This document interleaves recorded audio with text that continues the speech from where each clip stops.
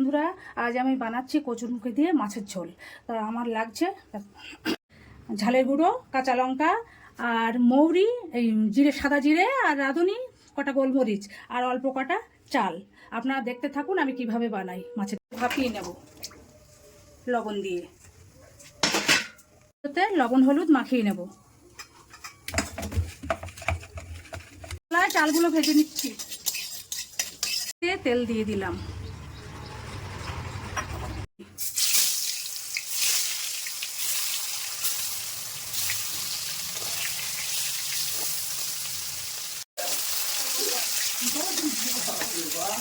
এগুলো আর ভাজবো না, তুলে নিচ্ছি। ভাপিয়ে নেওয়া কচুগুলো একটু ভেজে নিচ্ছি।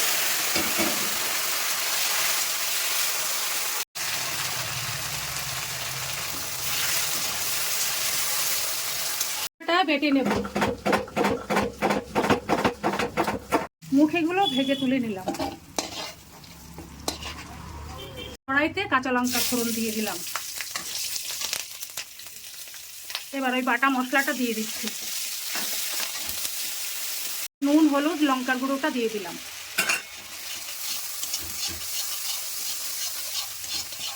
দিয়ে কচুরমুখীগুলো দিয়ে দিচ্ছি।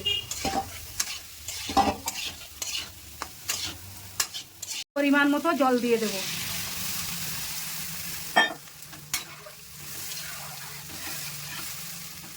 এবার ঢাকা দিয়ে দেব। মাছগুলো দিয়ে দিচ্ছি।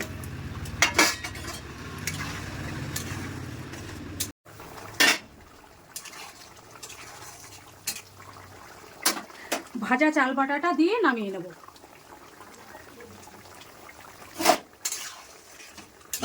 বন্ধুরা, আমি যেভাবে রান্না করলাম এইভাবে একবার করে দেখুন, অপূর্ব স্বাদের হয় খেতে।